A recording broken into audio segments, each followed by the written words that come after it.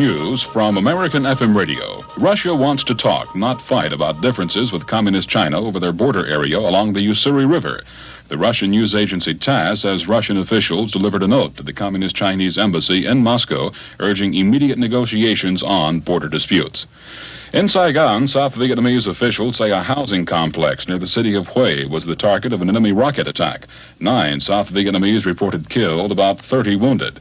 A third day of fighting near the DMZ.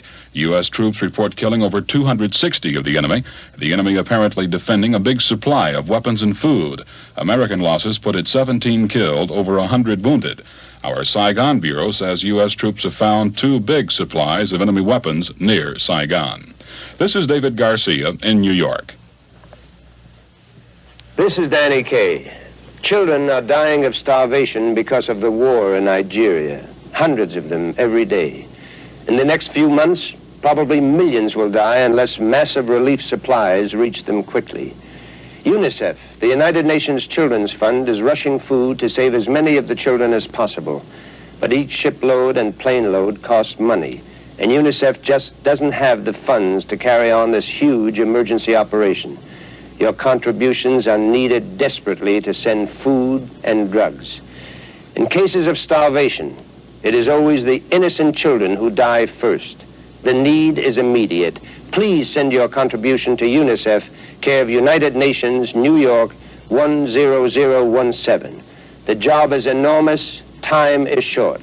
Again, the address, UNICEF, care of United Nations, New York, 10017.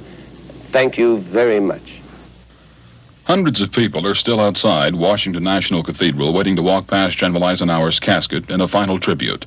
This question to one of the mourners from correspondent Duff Thomas. I think he's one of the finest Americans. We thought he was a fine American and a fine soldier, and we felt like coming and paying our respects, and so that our children and grandchildren could say that they had been here at this occasion. That man from Boston was there with his son and grandson. Washington National Cathedral will stay open all night so that all the mourners can pay their final respects. United Press International is quoting UN sources as saying the United States has put together a plan to present at Big Four talks on the Middle East. UPI says the plan includes unifying Jerusalem under Israeli control and returning to Arab countries other territory lost in the Arab-Israeli War in 1967. Correspondent John McVeigh at the UN says he doubts the U.S. has such a plan. Debate on the Middle East in the UN Security Council is expected to resume sometime next week. There is still no agreement on the Security Council action for the Israeli air raid against Jordan earlier this week. Here in New York this evening, Transportation Secretary John Volpe talked about cooperation from Cuba in helping to stop airplane hijackings. In an exclusive interview, John Volpe said, Cuba looks as though it may be starting to cooperate by allowing the plane to come back without the passengers being transferred to another plane, and then the plane be allowed to come back the next day. And also indicates the possibility that they will return the hijacker to the country from which he hijacked the plane. If that happens, I think you'll see hijacking stop pretty quickly. And John Volpe said the Transportation Department is making characteristic profiles of the type of individuals who hijack planes so that potential hijackers might be spotted in time. Lord Carradine of Britain says his mission to Anguilla is off to a good start. Lord Carradine met today with Ronald Webster, the acting president of Anguilla. Lord Carradine says he hopes for an agreement that will allow British troops to leave Anguilla. This is news from American FM Radio. New duties for the Special Assistant to Robert Finch, Secretary of Health, Education, and Welfare. Secretary Finch has named Leon Panetta, Director of the Office for Civil Rights.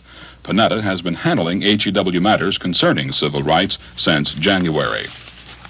Joint military maneuvers are underway in Czechoslovakia, Poland, and East Germany. 4 of the 7 Warsaw Pact countries are taking part in those maneuvers, including Czechoslovakia. No word on how long the maneuvers will last. Charles Schultz was budget director under Lyndon Johnson. Schultz says U.S. weapon systems already approved would absorb in the next 5 years any money saved by an end to the Vietnam War. And Schultz says that doesn't include the Safeguard ABM system. From New York, this is David Garcia, and this has been news from the American FM Radio Network. Good night. a service of ABC News.